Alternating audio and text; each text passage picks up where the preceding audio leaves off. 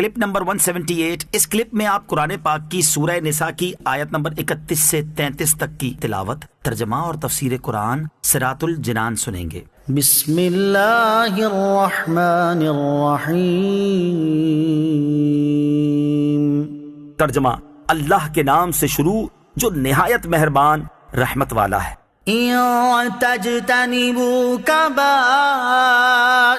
ما تنهون عنه نكفر عنكم سيئاتكم وندخلكم مدخلا كريما۔ ترجمہ، اگر کبیرہ گناہوں سے بچتے رہو جن سے تمہیں منع کیا جاتا ہے تو ہم تمہارے دوسرے گناہ بخش دیں گے اور تمہیں عزت کی جگہ داخل کریں گے۔ ان تجتنبوا کبائر، اگر کبیرہ گناہوں سے بچتے رہو۔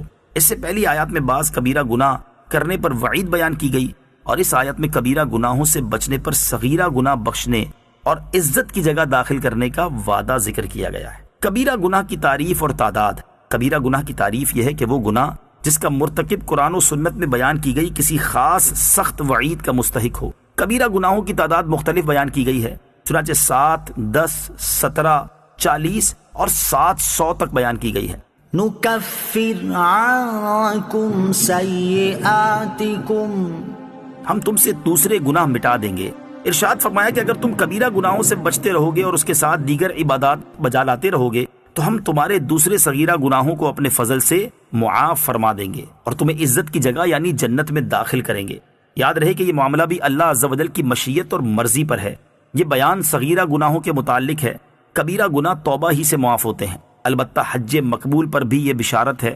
اس کی مزید تحقیق کے لیے فتاوی رضویہ شریف کی 24ویں جلد میں اعلیٰ حضرت رحمۃ اللہ تعالی علیہ کی نہایت تحقیقی کتاب اعجب الامداد فی مکفرات حقوق العباد، بندوں کے حقوق کے معاف کروانے کے طریقے کا مطالعہ فرمائیں۔ ولا تتمنوا ما فضل الله به بعضكم على بعض، للرجال نصيب مما اكتسبوا وللنساء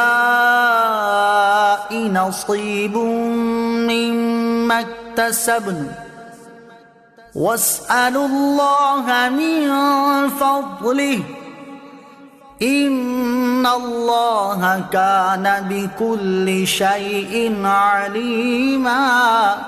ترجمہ، اور تم اس چیز کی تمنا نہ کرو جس سے اللہ نے تم میں ایک کو دوسرے پر فضیلت دی ہے۔ مردوں کے لیے ان کے اعمال سے حصہ ہے اور عورتوں کے لیے ان کے اعمال سے حصہ ہے، اور اللہ سے اس کا فضل مانگو، بے شک اللہ ہر شے کو جاننے والا ہے۔ ولا تتمنوا ما فضل اللہ بہ، اور اس کی آرزو نہ کرو جس سے اللہ نے بڑائی دی۔ جب ایک انسان دوسرے کے پاس کوئی ایسی نعمت دیکھتا ہے جو اس کے پاس نہیں تو اس کا دل تشویش میں مبتلا ہو جاتا ہے۔ ایسی صورت میں اس کی حالت دو طرح کی ہوتی ہے۔ نمبر 1، وہ انسان یہ تمنا کرتا ہے کہ یہ نعمت دوسرے سے چھن جائے اور مجھے حاصل ہو جائے، یہ حسد ہے اور حسد مذموم اور حرام ہے۔ نمبر 2، دوسرے سے نعمت چھن جانے کی تمنا نہ ہو بلکہ یہ آرزو ہو کہ اس جیسی مجھے بھی مل جائے، اسے غبطہ کہتے ہیں، یہ مذموم نہیں۔ لہٰذا اللہ تعالیٰ نے جس بندے کو دین یا دنیا کی جہت سے جو نعمت عطا کی اسے اس پر راضی رہنا چاہیے۔ شان نزول، جب آیت میراث میں للذکر مثل حظ الانثیین والا حصہ نازل ہوا اور میت کے ترکے میں مرد کا حصہ عورت سے دگنا مقرر کیا گیا تو مردوں نے کہا کہ ہمیں امید ہے کہ آخرت میں نیکیوں کا ثواب بھی ہمیں عورتوں سے دگنا ملے گا، اور عورتوں نے کہا کہ ہمیں امید ہے کہ گناہ کا عذاب ہمیں مردوں سے آدھا ہوگا۔ اس پر یہ آیت نازل ہوئی اور اس میں بتایا گیا کہ اللہ تعالیٰ نے جس کو جو فضیلت دی وہ عین حکمت ہے، بندے کو چاہیے کہ وہ اس کی قضا پر راضی رہے۔ للرجال نصیب مما اکتسبوا، مردوں کے لیے ان کی کمائی سے حصہ ہے۔ میاں بیوی میں سے ہر ایک کو اس کے اپنے نیک اعمال کی جزا ملے گی، دونوں کا نیک اور پرہیزگار ہونا انہیں اعمال سے بے نیاز نہ کرے گا۔